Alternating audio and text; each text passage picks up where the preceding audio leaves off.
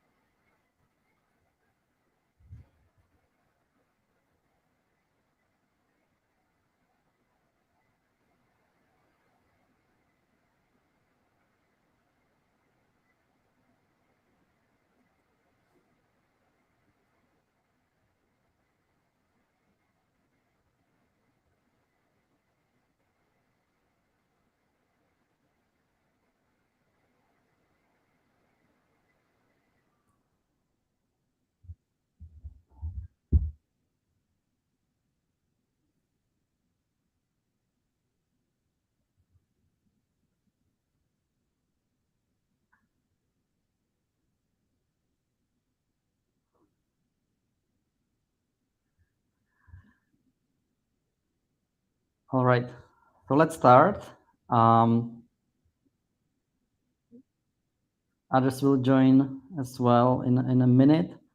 Um, so let me introduce myself. My name is Jerry. I'm CEO of Tatum, and today I'm here to talk about the most common mistakes when developers are building Web3 apps.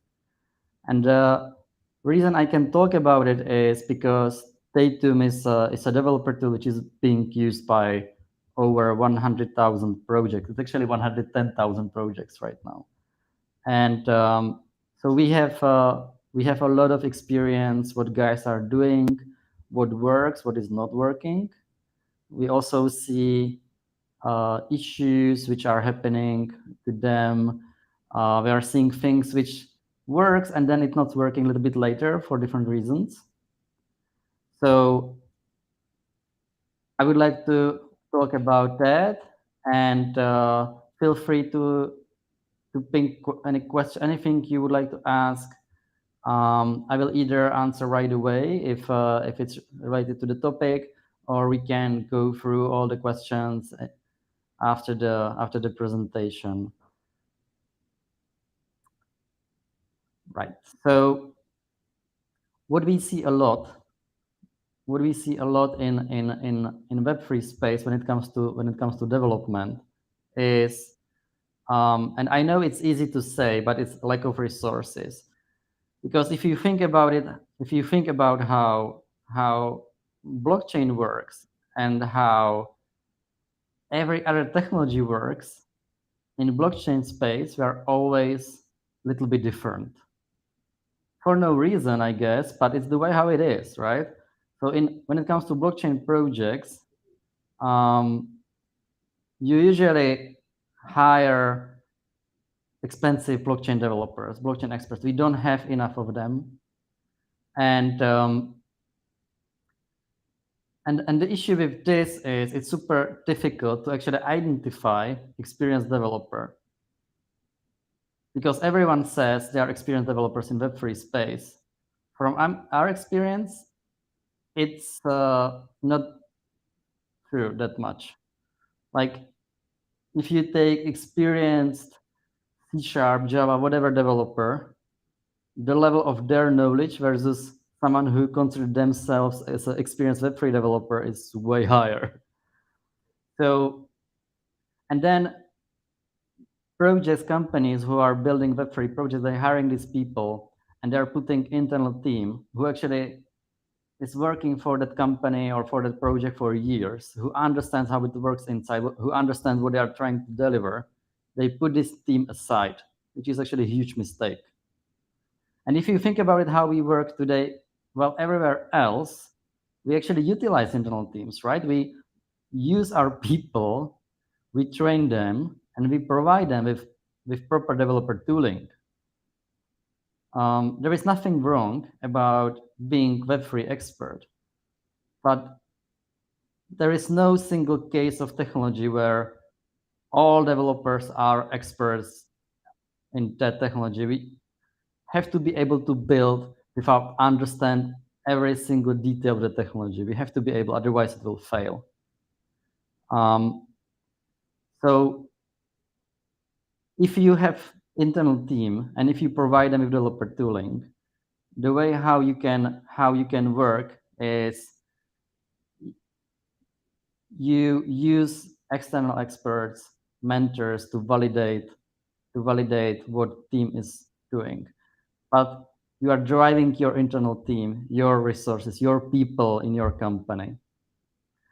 In other words, you basically empower your existing team to build with blockchain, because blockchain is just another technology in your tech stack.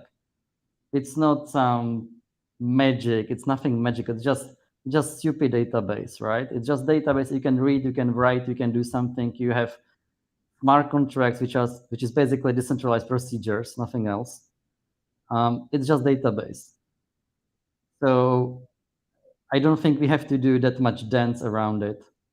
And what we think about when we say give them tools, so what I'm talking about, right? What it is. So in most cases, you are using, as a developer, you are using something we call development framework. It is basically a set of tools and libraries and all those things, which makes building apps much faster. And there are so many benefits. We know them for decades now. So you have much easier process. It's much easier to onboard people. If you change company, you don't have to start from scratch. You always use the same framework. You don't have to build everything from scratch. So you can build things in hours, in days, maybe in weeks instead of years. You have much better security because, if you're using something which is already pre-built, it's battle tested by 100,000 projects. It's better than something you are building from scratch where you will discover all the issues by yourself. And then, of course, much better app maintenance. Then the next problem we have seen, it's funny, but there are different programming languages. And I don't mean that you are accessing blockchain through JavaScript or through C# or PHP or Go or whatever it is.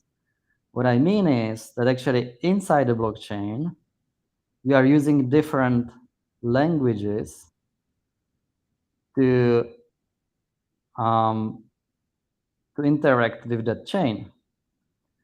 So Solana is using Rust, right? Ethereum is using Solidity.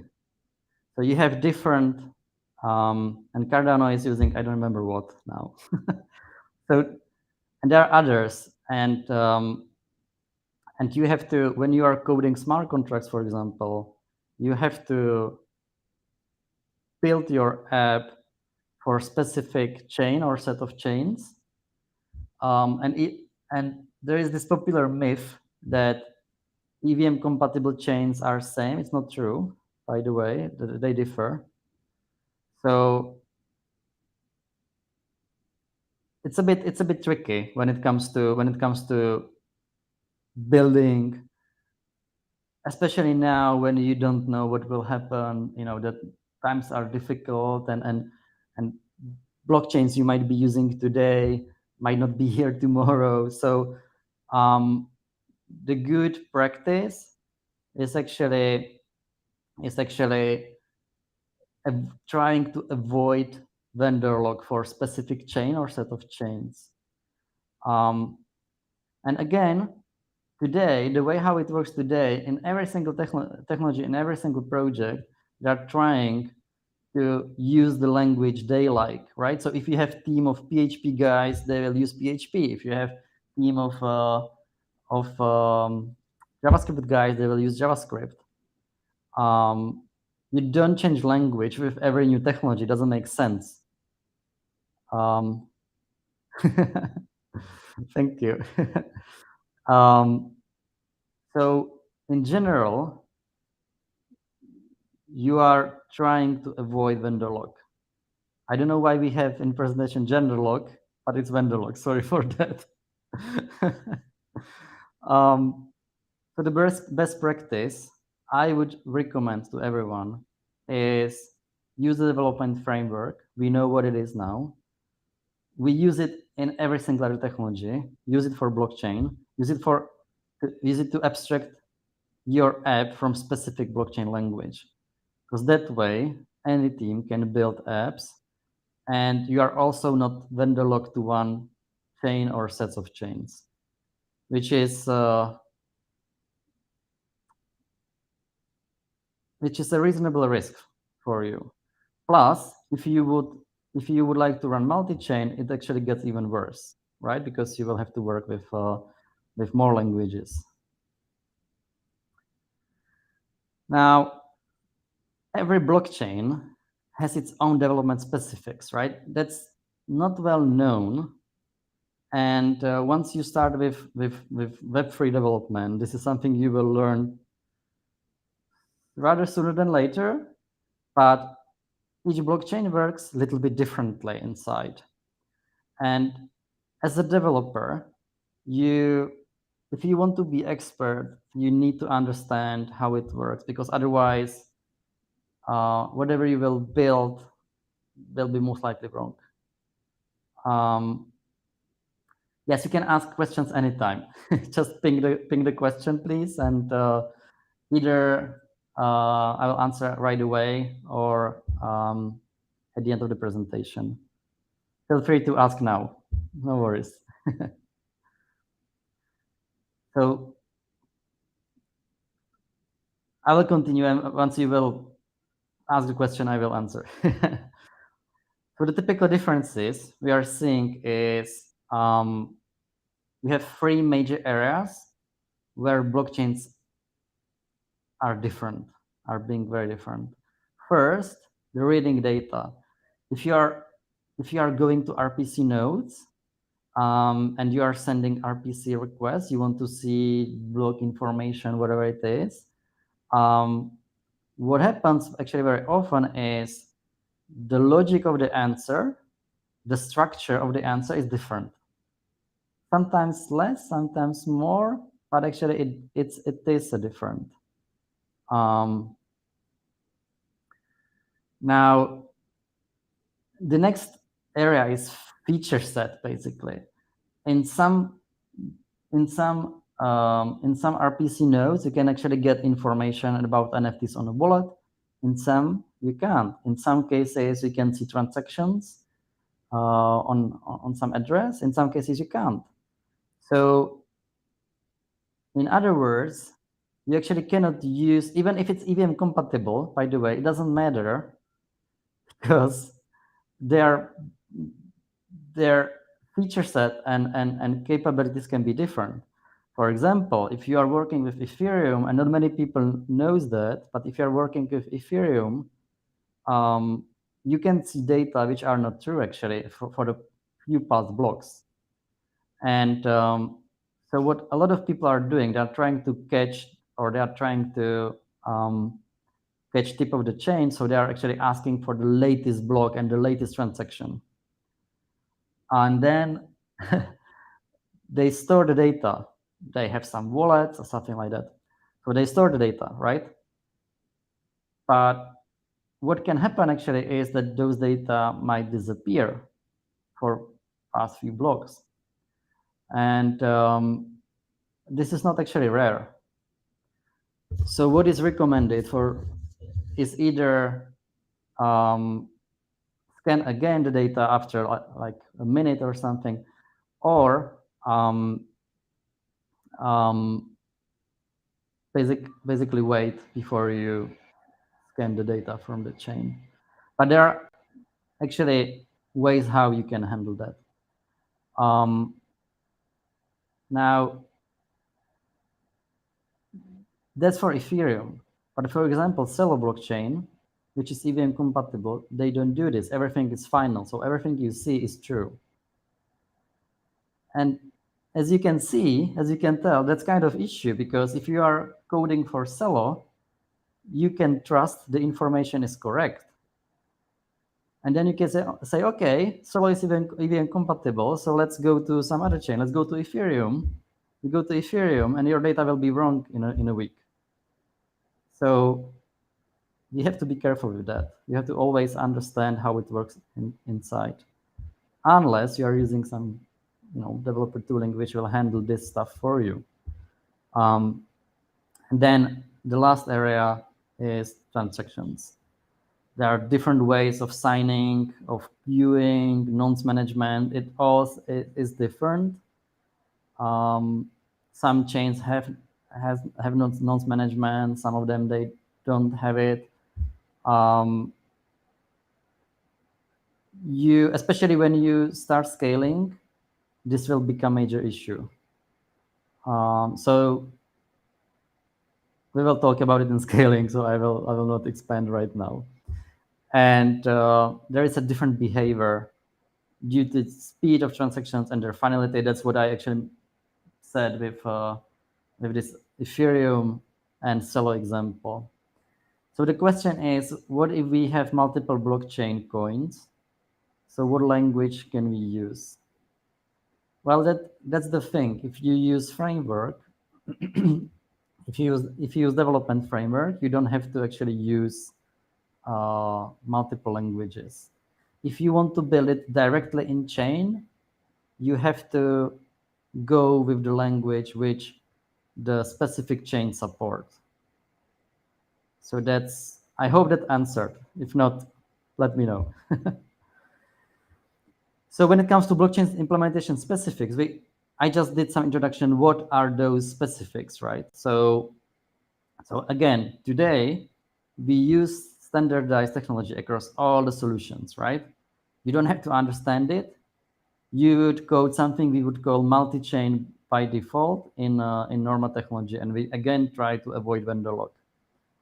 With blockchain projects, the issue we have today is that, and as I said, you have to code for every blockchain your own implementation. So the developers needs to understand all the specifics, and you are actually creating vendor lock yourself to one specific chain. So what we recommend is to use a development framework which will unify your access and abstract you from specific implementation. Of course, that also leads to this problem, right? Because very often, like 4 or 5 years ago, most of the projects were choosing only one blockchain they believed in, which from the risk management perspective is not the smartest way how you run your business, because those chains, some of them crashed, some of them ended completely, and then they were struggling. So last 12, 18 months, we are seeing more and more even bigger projects going multi-chain.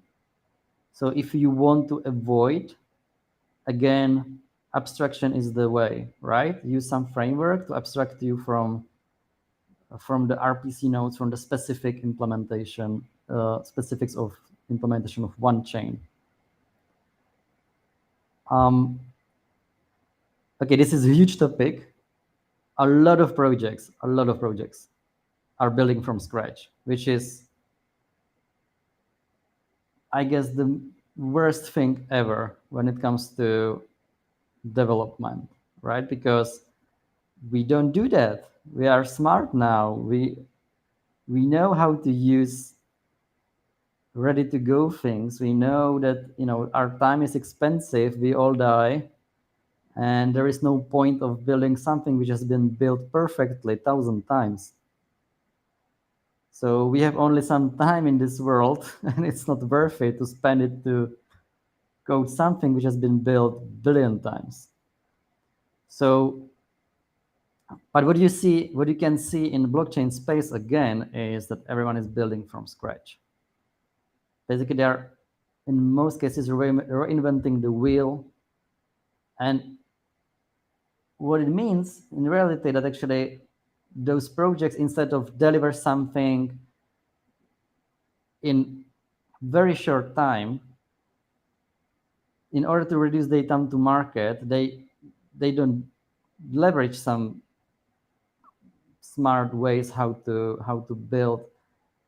They basically really build everything from scratch. So we are talking to projects, and you can hear the stories over and over again how they were building something, and they're building the same stuff, all of them, and all of them spent like 1-2 years to make it right. And on average, it actually takes 2-3 failures to get it right. You might think like, oh, I will do it in the first run. No, most likely not. Maybe, but that's just pure luck, I guess. But if you think about it again, how it works normally, how it works in other technologies, right? How it works in normal databases. If you go to SQL database, if you go to NoSQL databases, blockchain is again just another database, right? It's not a magic. It's just normal database. So as a developer, if you go to SQL, NoSQL, you are using developer stack. You are using pre-built and tested features, and that way you can be much quicker. You have less security issues and bugs, right? So again, the best practice we have learned is that using some development framework which where you can leverage built-in and really battle-tested features can easily reduce your time to market, the time you need to build your app, easily over 95%. In some cases, it's even more. And time means money. So that's very important.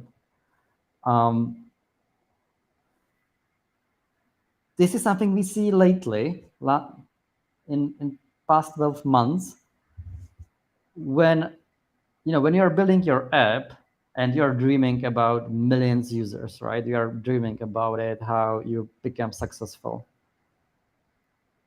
And you build your app and it works. And then people will start to use your app and it becomes nightmare. Because surprisingly, most projects die because they can't scale technically. They are not ready. One of the reason is because they're building everything on chain. And as you probably know, blockchain performance is limited and it becomes more expensive with scale.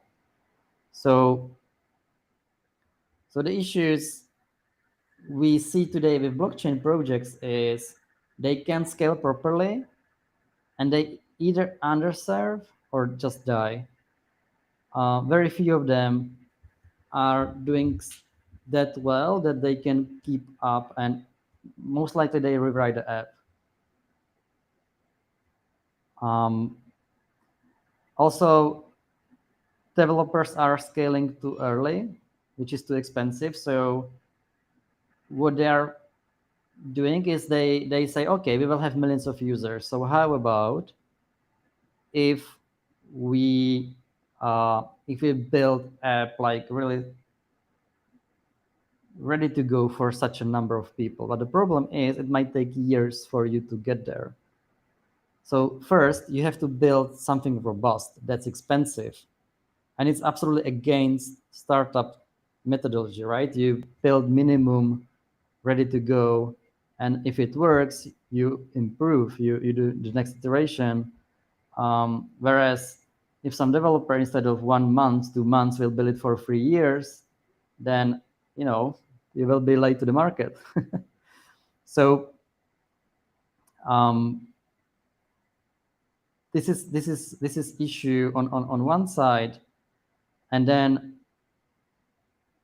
the other side is if you don't do this, then you have to rewrite the whole app later because your architecture will be wrong. It will not scale. So how to solve that, right? But if you think about it, again, if you just take your mind off Web3 space of blockchain and just go to normal Web2 space, we have a lot of developers in Web2 space. We have all the tools in Web2 space. We know them. So how they solve that? So um, developers in other technologies, again, they are using built-in scaling capabilities because we have, again, developer tooling and frameworks plus infrastructure to be able to do that. So your code will be ready to scale no matter how big your app, your project is right now. And you can scale on demand. That's how it works today. But in order to do that, again, you have to use some framework which actually has built-in scaling. Not all of them can do that.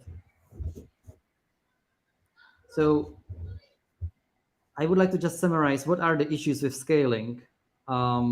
We have three areas you can see. Thank you, Alex, for sharing the link for the thesis about the Web3 app design. First one is blockchain protocol limits. So you have limited throughput, and all chain is expensive. If you think about it,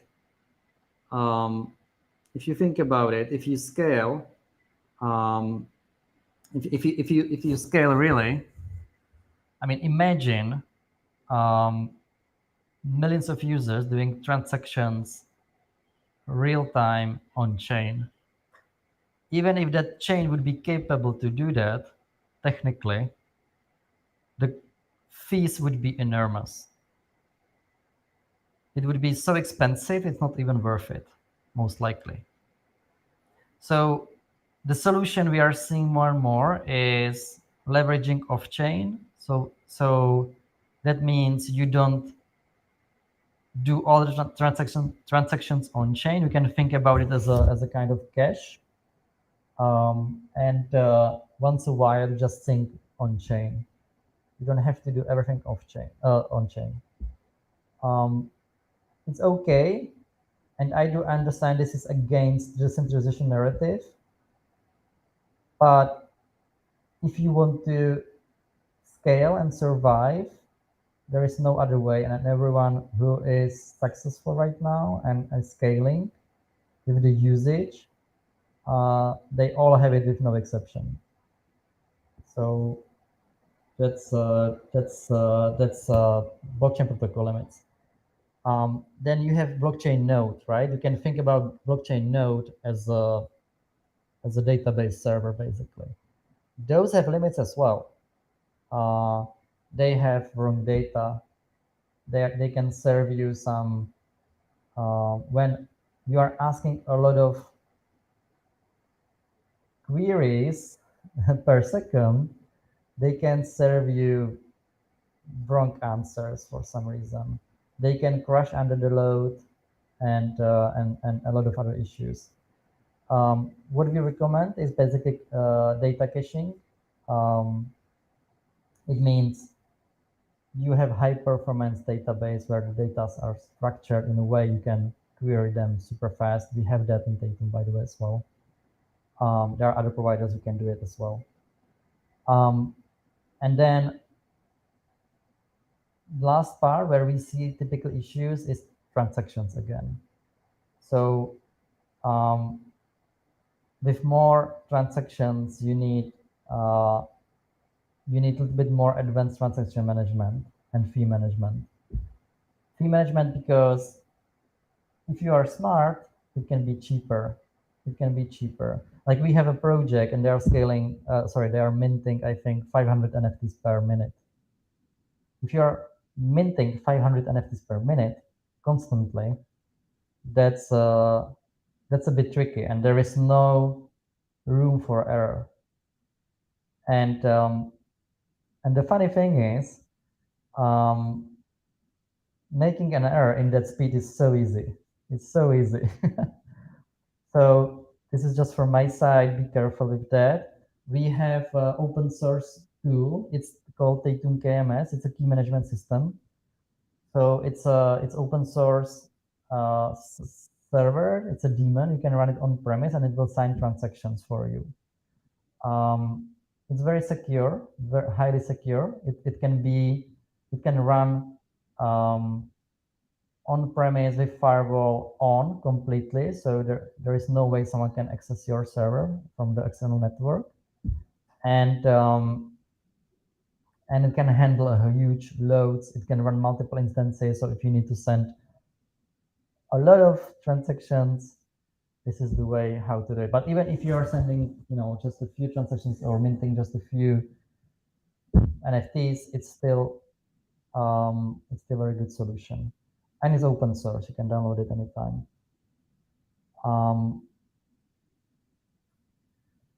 Now, based on this, what I would like to show you is what we have done in Tatum, based on all the understanding we got in past years. Based on all those learnings, we try to actually build this framework for blockchain apps, and again, it's being used by 110,000 projects right now. So I guess it works well. So when it comes to building blockchain apps, you can see about 5 layers. The most important one is the actual application, right? Because that's the ultimate goal. On the other side, you have blockchain protocol. You have basically blockchain. You have Ethereum, Bitcoin, whatever it is. If you want to access this protocol, you have to run RPC node. You have to, this database server. Let's call it database server. An RPC node is just a server where you can call APIs, or you can connect with WebSockets. And you can get very basic data about, what is the last block, what is the, we can get all the information about the block. But the problem is,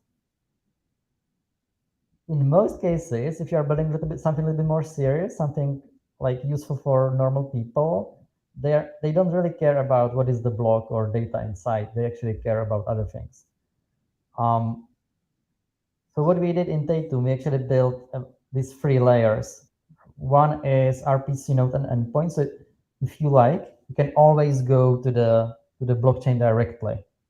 That's fine, and we support, I think, about 60 protocols right now. You can access immediately. And then you have abstraction framework, and this framework is actually doing what I was talking about previously. So it helps you as a developer. You can use this framework with any language. You can use JavaScript, you can use C#, you can use Java, you can use Go, whatever you like. And you don't have to leave your language. You can use this framework, and you can access any chain. And this framework actually abstracts to you. So with one code, you can access any chain, as long as the chain has the features you are looking for, right? If you are trying to mint NFT with Bitcoin, that will probably not work yet, because Bitcoin can't mint NFTs so far. And then on top of that, we have Toolkit, SDKs, or KMS, key management system, as I mentioned, and some other things. So it helps you, and it works very nicely together. So I feel like, if your app is the most important part, we're trying to be the bridge between the blockchain itself, so you as a developer can focus really on delivering what you are supposed to build, which is the application and the business, right? Not playing with blockchain and trying to fix for whatever reason why it's not working and all that. So as I mentioned, we are powering a lot of projects. We support a lot of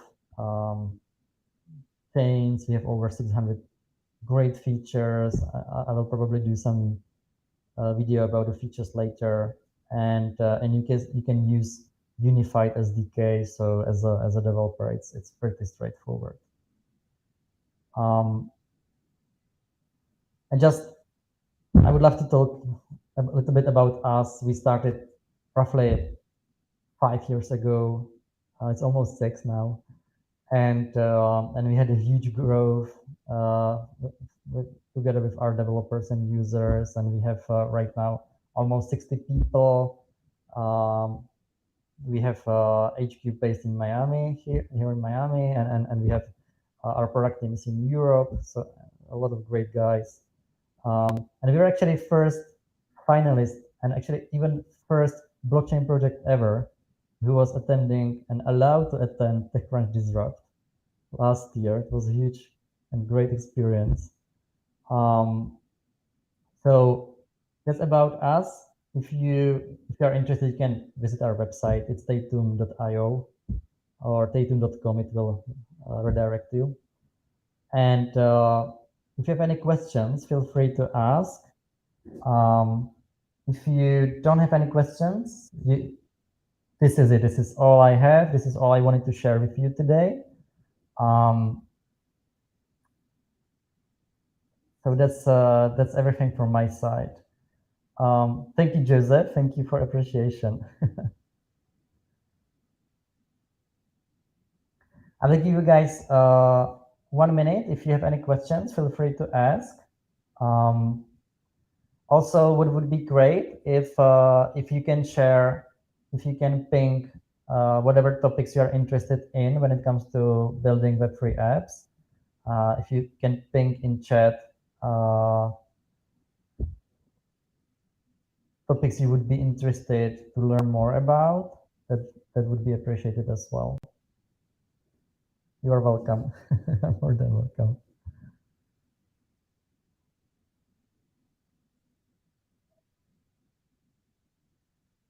Okay, let's give you another 30 seconds. And in the meantime, if you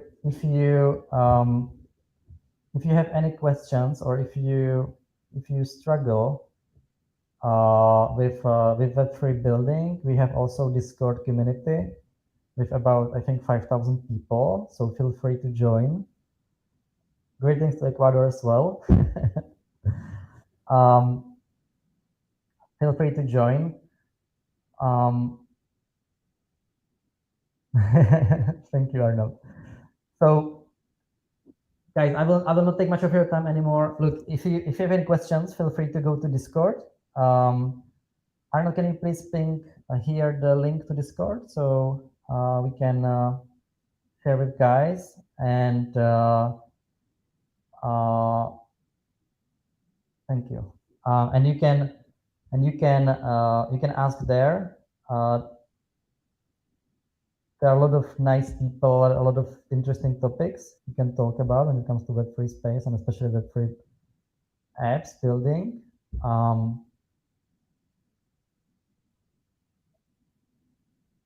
Okay, no questions. That's great. Thank you. Yes, I mean, thank you for appreciating our documentation. We are always working on that. So, you know, what would be great, guys? Again, if you have any feedback about documentation, if you don't like, especially if you don't like something, please let us know. We are very happy to improve anything. And yes, the recording will be available on our YouTube channel. If you like, you can subscribe, and you will get notification if you click on the on some button. And thank you, Arnold, for the link to the Discord community.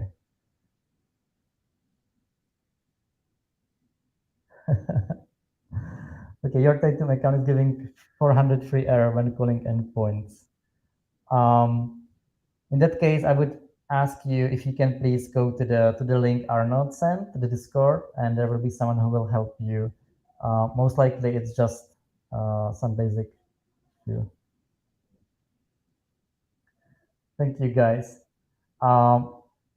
Great. Let's wrap up. Thank you for great messages. Thank you for questions.